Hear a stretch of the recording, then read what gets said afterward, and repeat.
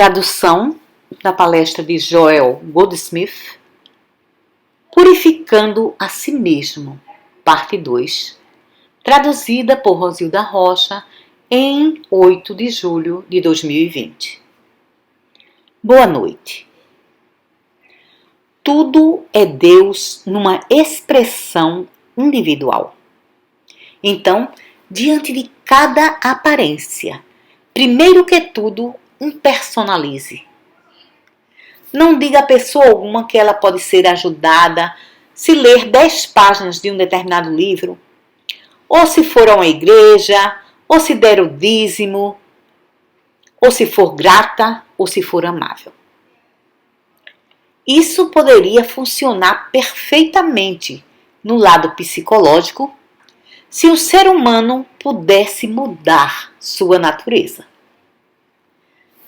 Qualquer psicólogo ou psiquiatra pode lhe dizer o que você deveria ser e como você deveria ser, se conseguisse.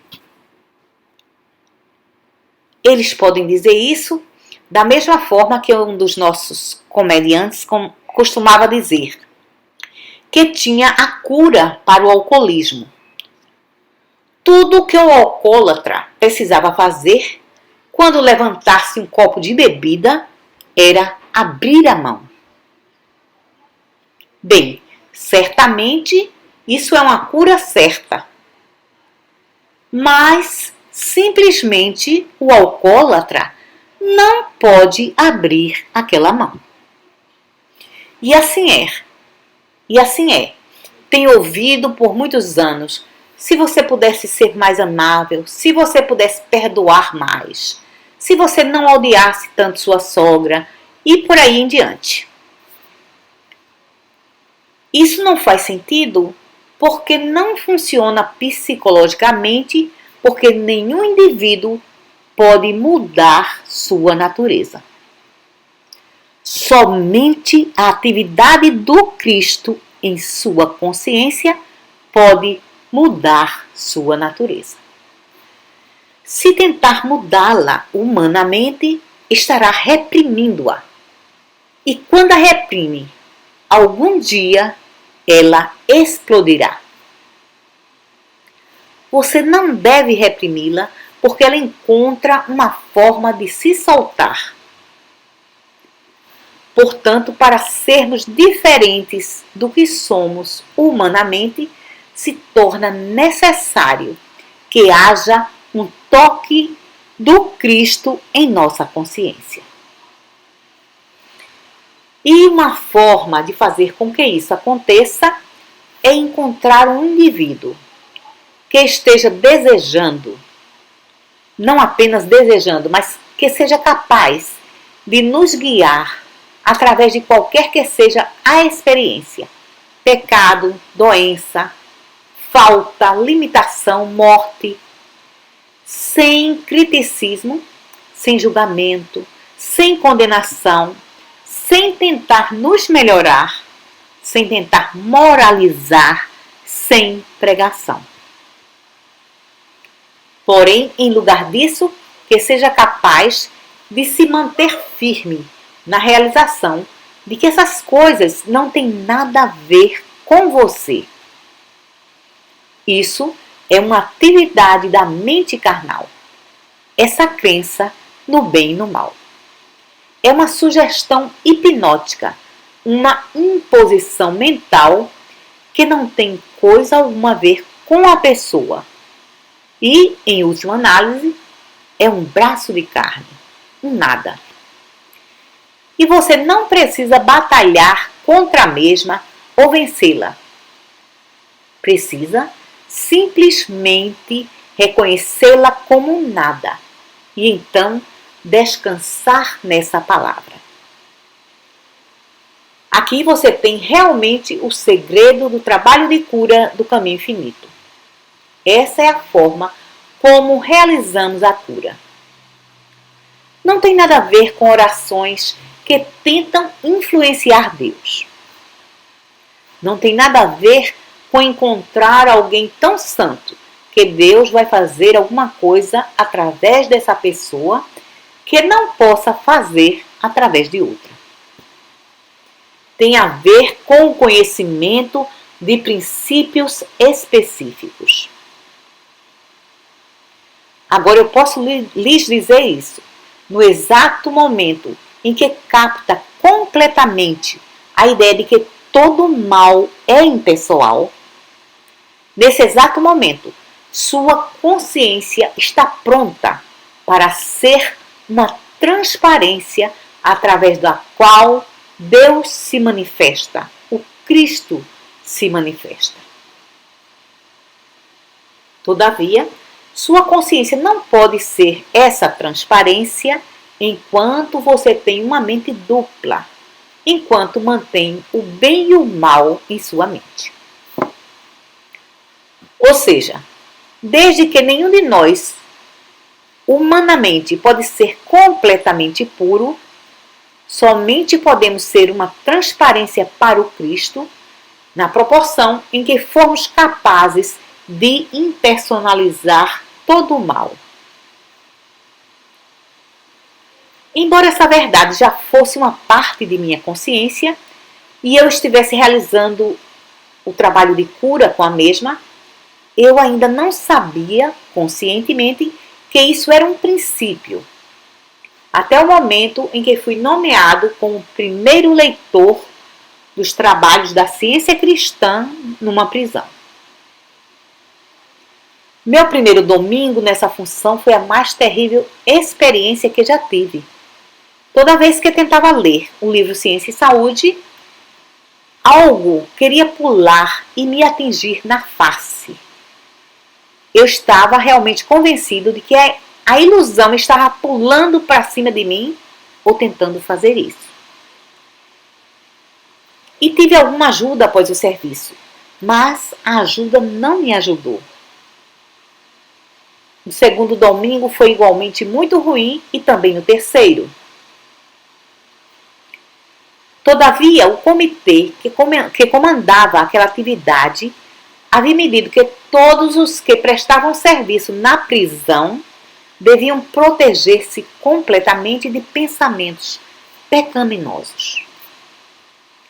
Então, toda sexta-feira à noite, comecei a me proteger contra pensamentos pecaminosos e permaneci tentando firmemente até o domingo pela manhã. Mas até lá estava quase mordendo a mim mesmo. Era o mal em minha própria mente que estava trazendo para mim o que eu estava vendo lá fora. Porém, depois desse terceiro domingo, na sexta-feira seguinte, me sentei para fazer o trabalho de proteção e pensei: proteja a si mesmo contra pensamentos pecaminosos. E imediatamente surgiu o pensamento de que o homem não tem mente, mas somente Deus. E assim, o que pensamentos pecaminosos seriam? Se o homem é puro, se o homem é espiritual. Então compreendi que era eu quem estava colocando o mal ali. E você pode imaginar o que aconteceu quando soube depois que um dos prisioneiros era completamente inocente, não havia cometido crime algum. Eu estava sendo comandado pela decisão de um promotor e um juiz. Quando me tornei um leitor naquela prisão, o número médio dos participantes dos serviços da ciência cristã era de 8 a 11 homens todos os domingos. Uns poucos meses depois, tínhamos 77. E no final de 18 meses, tínhamos 200 homens participando dos serviços da ciência cristã. E isso aconteceu somente por uma razão. E falei sobre isso com o segundo leitor, o nosso cantor, o pianista. Íamos todos nós ali, a cada domingo, realmente puros. Íamos ali na completa realização de que o único homem que estávamos encontrando era Deus em expressão, o Filho de Deus. O templo de Deus, e que qualquer aparência do mal era simplesmente uma sugestão hipnótica, era simplesmente uma crença no bem e no mal. Foi através dessa experiência que aprendi esse princípio da impersonalização conscientemente. E isso me deu uma boa base quando comecei a realizar esse trabalho na prisão aqui na ilha e também vi milagres acontecerem entre aqueles homens. Os milagres foram tantos que o assistente social da prisão me escreveu uma carta dizendo que se apenas uns poucos homens aqui em Honolulu fizessem por aqueles prisioneiros o que eu havia feito, eles não teriam problema algum naquela prisão. E não fiz coisa alguma por eles. Nunca lhes dei dinheiro ou comida ou qualquer coisa dessa natureza. Tudo o que lhes dei foi essa capacidade de compreender que, independentemente da natureza de seus crimes, não era a falta deles.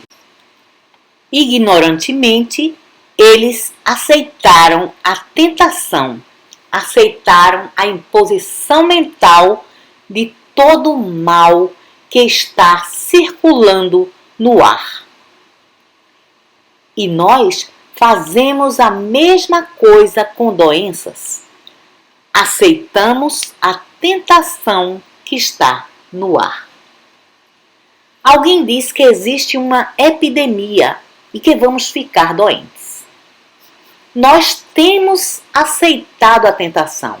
Temos aceitado a imposição mental. Porém, não precisamos fazer isso. Temos o poder de rejeitá-la. O mundo não tem esse poder, porque não conhece o princípio da impersonalização. Essa é a razão porque não tem nenhuma defesa contra o pecado, ou doença, ou falta, ou limitação. Está completamente sem defesa. Ainda está sendo ensinado que se você for à igreja regularmente, ou se dizimar, ou se orar, estará protegido. Mas você vê, nada disso funciona. Agora, esse é o princípio através do qual funcionamos. E essa é a razão porque nossas meditações podem ser bem-sucedidas. E quando não são bem-sucedidas, podemos saber que é porque estamos numa mente dupla, que estamos julgando, criticando, condenando. Em outras palavras, não temos cumprido os ensinamentos de Jesus Cristo que diz: quando for ao altar para orar e se lembrar que seu irmão tem alguma coisa contra você, levante-se e vá fazer as pazes com ele, e só então retorne ao altar para fazer sua oferenda. E assim é que você não pode ir meditar e ficar em paz sem que tenha purificado a si mesmo. E não esqueça, você não pode purificar a si mesmo e permanecer puro. Da mesma maneira que não pode tomar banho uma vez e permanecer limpo. Purificação é um processo contínuo. E não quero dizer por um ano, quero dizer para sempre. É um orar sem cessar, porque o mesmerismo do mundo é terrível. E o mesmo vai penetrar em sua consciência, a menos que esteja constantemente alerta e seja capaz de impersonalizar rapidamente. Uma vez que possa fazer isso, você pode meditar, porque então sua mente não está preocupada com qualquer pessoa ou com qualquer coisa. Sua mente estará quieta se não houver guerra. Porém, sempre haverá guerra se houver dois poderes operando, se acreditar no bem e no mal. Se tiver desejos, se estiver ainda lutando para conseguir ou adquirir alguma coisa, a mente não pode descansar. Agora, não existe realmente razão para viver lutando por coisa alguma, especialmente por qualquer coisa de natureza espiritual, porque a luta o impedirá de consegui-la. A luta é sempre mental. E desde que exista uma atividade mental, você não está no espírito. É somente quando compreende que eu já sou que a luta termina. Toda luta termina se souber que eu já sou.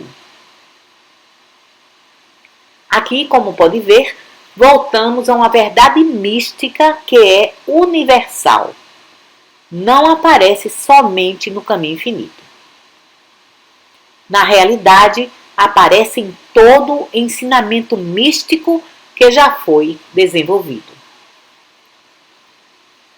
Todo místico tem revelado que eu sou. Eu sou. Existe uma história que gosto muito. É sobre uma mulher, uma mística muçulmana. Mas aqui, novamente, você pode ver como o hipnotismo é muito forte. Os muçulmanos foram ensinados que somente se forem a Meca, mesmo que uma vez em suas vidas, estarão salvos. E estarão salvos para sempre. Tudo mais será apagado e suas vidas inteiras serão vividas com Deus somente se forem a Meca simplesmente uma vez. Então, todos os anos, de todas as partes do mundo muçulmano, existem peregrinos indo a Meca.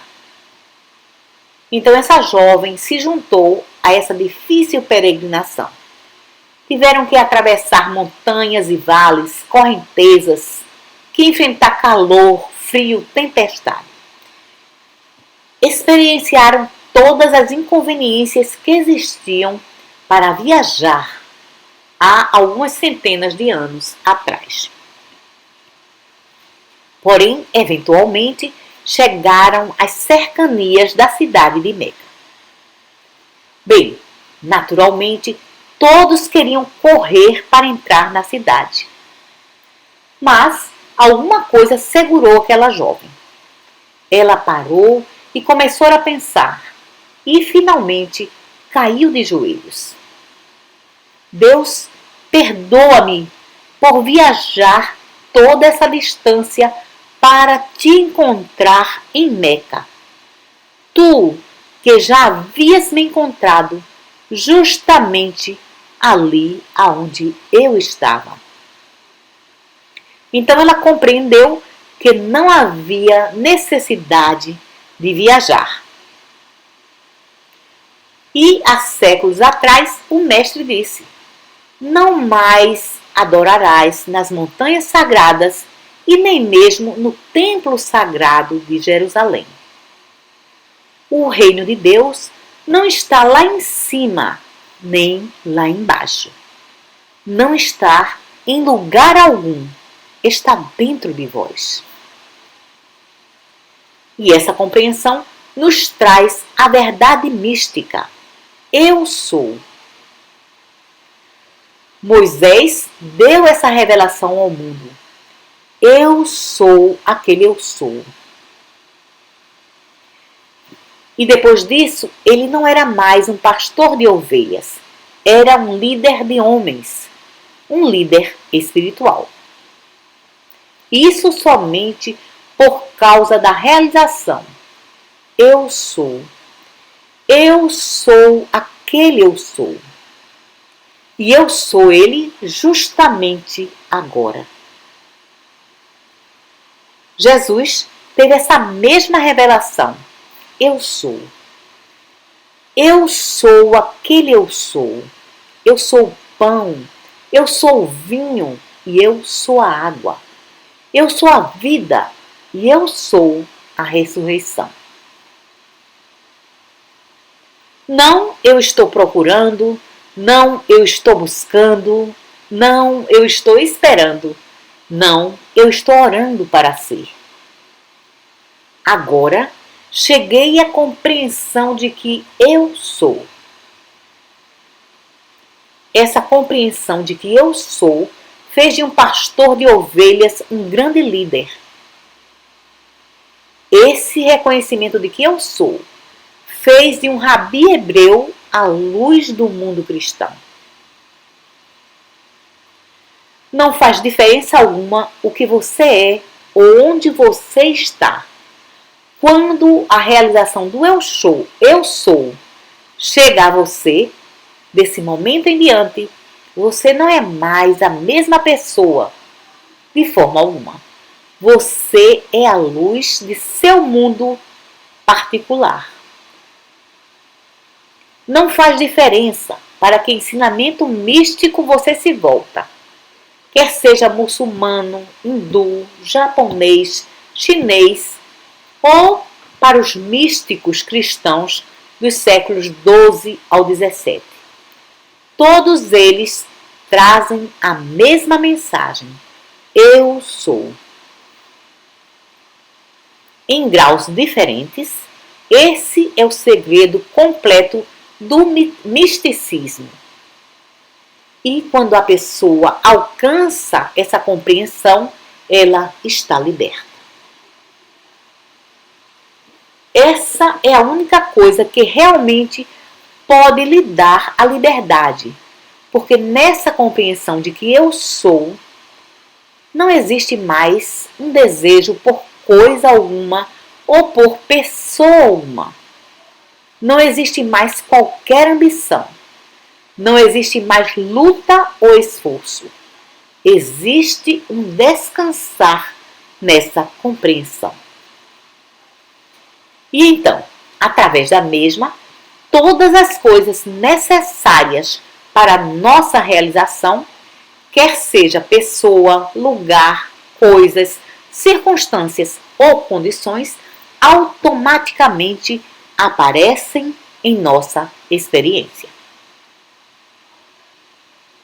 Porém, vai descobrir que chega mais facilmente a essa experiência mística após haver uma prática específica, haver feito uma prática específica de impersonalização e de dissolução do erro, onde você vê o erro como nada. E no exato momento em que não está lutando contra qualquer poder, vendo que não existe poder algum à parte de Deus, você está descansando no eu sou. O Salmo 23 diz: o Senhor é meu pastor. Aqui não temos coisa alguma contra a qual lutar, porque o Senhor é meu pastor, não devo querer. Descanse nessa palavra. Mas você vê, desde que exista oposição em sua mente, desde que haja julgamento em sua mente, desde que haja dualidade dos poderes, não há forma alguma de você realizar o eu sou. É somente quando você aprendeu a impersonalizar e ver o erro como nada, que sua consciência está tão clara, tão transparente, que o Cristo, a luz espiritual, brilha através da sua mente e é a presença que vai à sua frente para fazer os caminhos tortuosos retos. E essa é uma das razões porque não podemos curar a todos. Não podemos curar a todos instantaneamente, porque, independentemente de quão verdadeira e pura seja a nossa visão, não podemos remover o efeito de alguma coisa sem remover sua causa. E se um indivíduo está mantendo rigidamente dentro de si mesmo esses aspectos errôneos, ou seja lá o que for, a condição da saúde ou do suprimento não mudará, até que esse estado de consciência tenha mudado. Então, quando o estado de consciência muda, sua externalização tem que mudar, porque a causa não está mais ali. E o que é a causa? Nossa ignorância, que nos faz aceitar esses dois poderes, que nos faz personalizados. Em outras palavras, aqueles que podem ser curados mais facilmente são os que não estão persistentemente no estado de ódio, ciúme ou ambição desenfreada. Humanamente, todos nós temos esses traços, sempre tivemos. Porém, os mesmos não são tão violentos, não são tão persistentes, ou digamos, tão intensos ou fortes.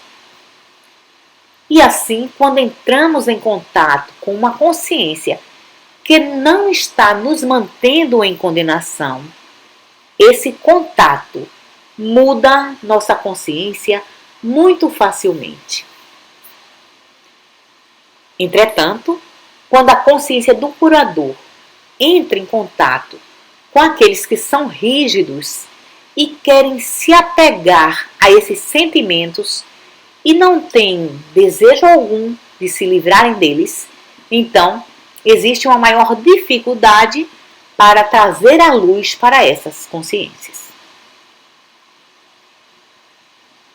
Por essa razão, vai notar que, algumas vezes, precisa lidar com um paciente por um longo tempo, até que exista esse desejo de liberdade. Até que exista esse desejo, até que ele seja desperto para esse desejo de liberdade.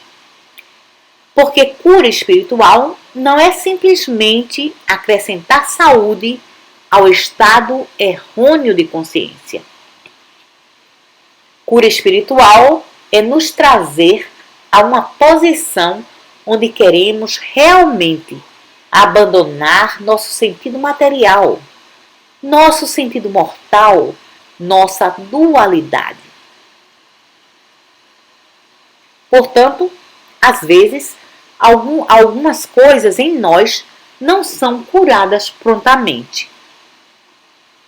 Muito frequentemente, após um estudo como esse, nossos estudantes descobrem que as condições de seus corpos estão mudando e melhorando. Porém, se questionam por que uma coisa ou outra persiste, enquanto todas as outras são curadas. Existe somente uma resposta. Eles ainda não fizeram uma entrega completa, onde estejam querendo ter a certeza de que Deus constitui o seu ser e que você é completamente puro.